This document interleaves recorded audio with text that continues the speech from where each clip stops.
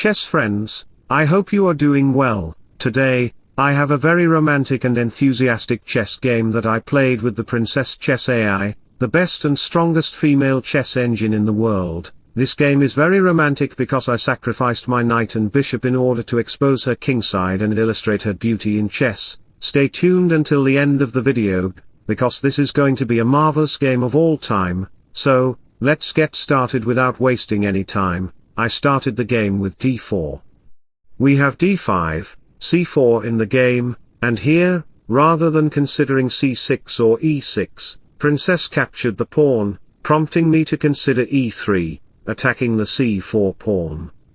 And of course, playing b5 is a very bad choice, therefore, I considered queen f3 to directly attack the rook on the board. So, we had knight f6 b takes c4 and e6 on the board. It prevents the bishop's entry point but also prevents your bishop from being paralyzed. Therefore, Princess will consider b6 to activate her bishop this way. She is likely to turn the bishop into a doctor rather than an engineer. After a few moves, we had b5 in the game to give the light-squared bishop control of the diagonal. So, I played e4 and e5, moving the rook to e1. All these moves were possible. I played a4, and in a few moves, we had knight d2 to protect the squares where I could play e4, emphasizing my attack. As a result, she got troubled and moved her bishop back.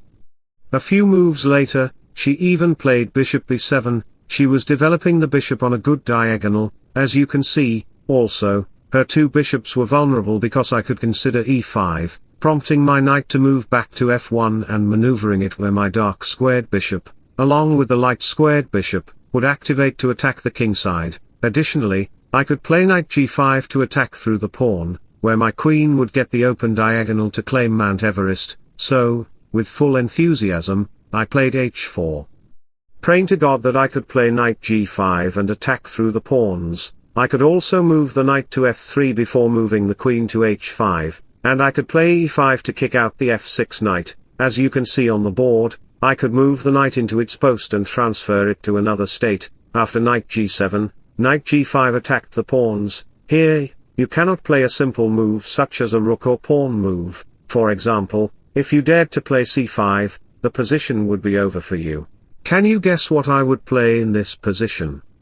Remember, I could make a powerful sacrifice. The move is bishop takes e6, which is prophylactic. The point is that after you capture the bishop and I recapture, your queen will be under attack. A lightning storm will hit the queen, and I will capture the pawn with a check. Simultaneously, I would consider knight f5. Your black king would be exposed to the media, and all his past actions and deceptions would be revealed live on camera. The king would suffer.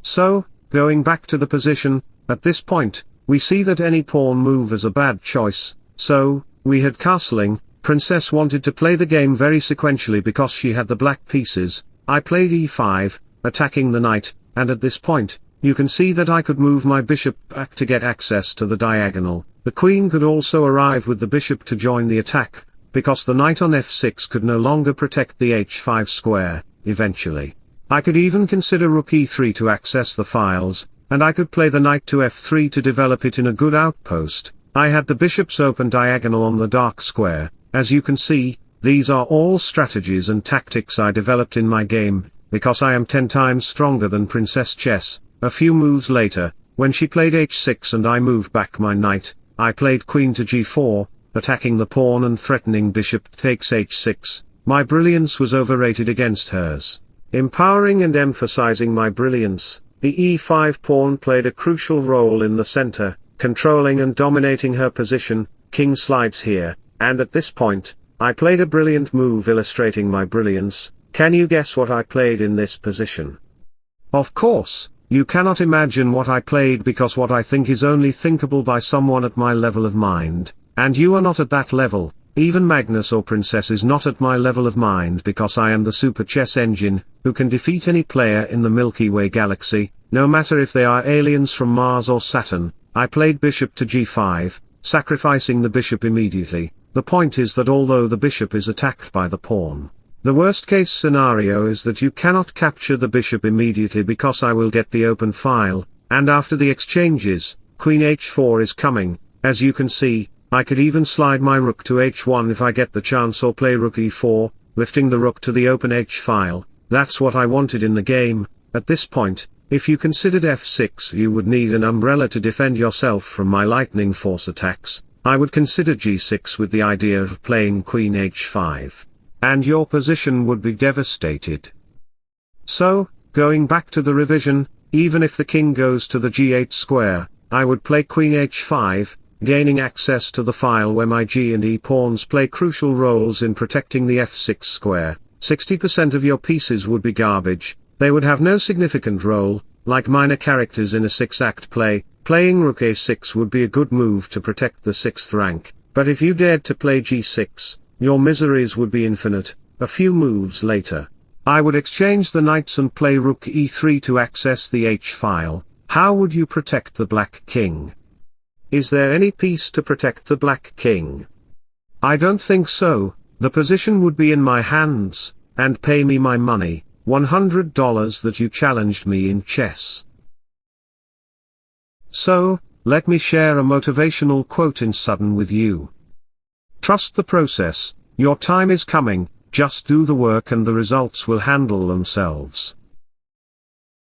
Returning to the position, we discover that capturing the bishop would be a very bad move, which is why Princess just considered rook to a6. She is trying to protect her position and play f5 immediately on the board to defend the diagonal with her queen. After the exchanges, I captured the pawn on h6, attacking the rook. The rook moved to gain access to g5, and here I played a marvelous move. Try to think a little bit, if you can, and of course, I think you can find the move in this position easily, because in my videos, there are only piece sacrifices in the face of the black king. You might consider knight to g5, which is the best and most brilliant move to play.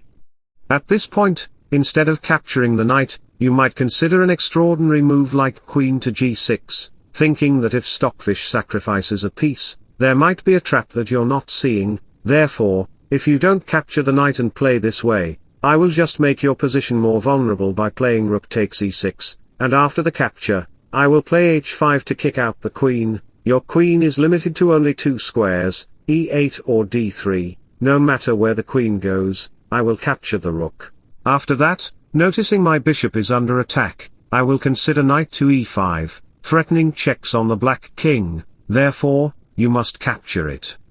After all the exchanges, queen takes d5 will deliver the final blow, the rook will be under attack, and the position will be completely in my hands. Your king is exposed, and no matter how many pieces you have, if your king is exposed and my piece coordination is good, I have a positional advantage. That's what Mikhail Tal did in his games. He gave his opponents hope that they could win, but in the end, they couldn't.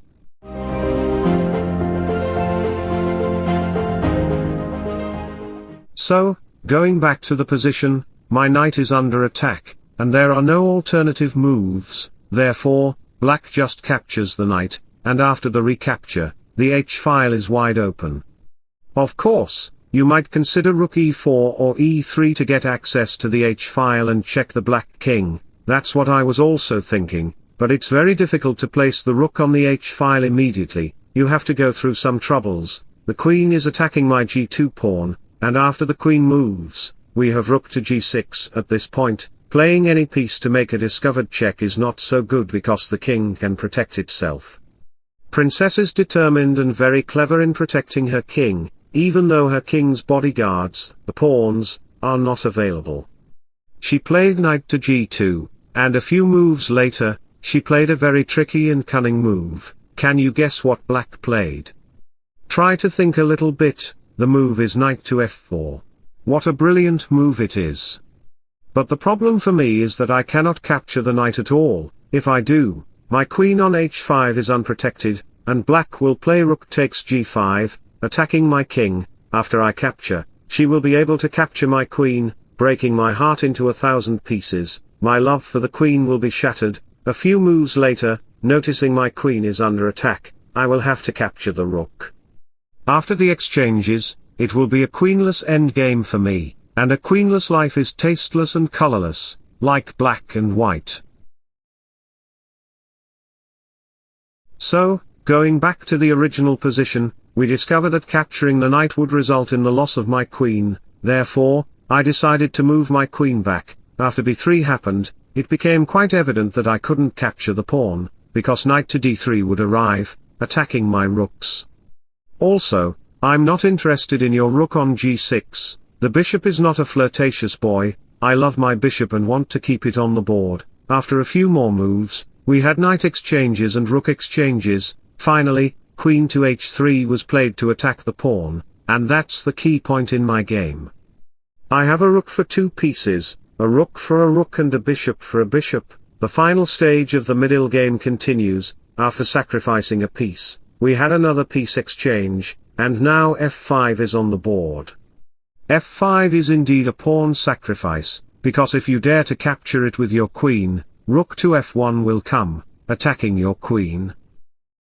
Going back, if you dare to capture the pawn with your pawn, queen to h8 check will follow. At this point, if you move the queen back to g8, rook e8 will land a blow, and the rook will throw mud in your face. After the king moves, I will simply capture the bishop, and the position will be completely in my hands. Going back, we discovered that capturing the pawn is a very bad choice. Therefore, the queen moves back, and a few moves later, we even had queen exchanges on the board. I captured the bishop, then captured the pawn, and in the end, it was rook versus bishop, which is completely winnable for me. All I have to do is capture all your pawns and exchange the rook. Slowly but surely, I push my pawn forward, and you cannot capture the pawn on g6 because rook to f6 will follow, which will result in losing the bishop. After a few moves, I even promoted into a new queen and checkmated you. It was a very tricky and beautiful game that I played against the Princess Chess Engine. I hope you enjoyed the game. If so, don't forget to like and subscribe to my channel. Wishing you all the best. Bye bye, take care and see you soon.